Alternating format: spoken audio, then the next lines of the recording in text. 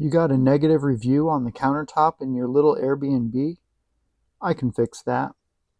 This customer had a countertop sitting in the garage that they didn't know how to install, so they gave me a call. I installed it for them. First thing I did was rip out the old countertop. I didn't have to be too careful because they're replacing the backsplash, and so I get it into the garage and pulled the sink out. The little clips just come out easily with a flat screwdriver. And then I used the old countertop as a template for the new countertop. I'm leaving the left side factory edge as I'm going to be putting an edge piece on that. And then the side I'm cutting will get siliconed and it will be up against the wall, so you'll never see that side. I used tape on this cheap laminate to keep it from chipping up, and just make my cuts with my jigsaw. Now I'm laying out the hole for the sink, which I will be reinstalling on this new countertop. I'm going to cut the hole a little bit smaller than the old one was. I want it to be a tight squeeze, but I want it to be centered.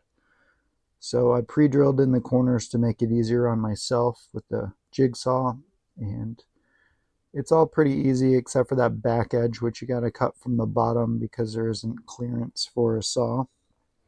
But it cuts out, and clean up the sawdust, and I'm going to get this sink installed.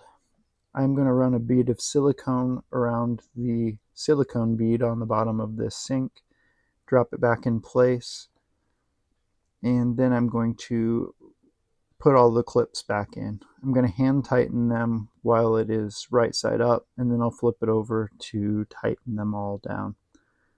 Pretty easy to do, just be careful you don't scratch the new countertop. Get them all tight, and it's ready to go back inside. Once inside, I'm putting the edge banding on. I use a heat gun and a roll of tape so I don't have to touch it, and then you give it a good tap, and if it doesn't sound hollow, it's probably pretty well attached. Then I'm going to bring it outside, and I used a flush trim bit to cut the excess off of that little edge band, and it's ready to install. Set it in place, and it's siliconed down, and it is ready to use again. Follow for more videos like this. Thanks for watching.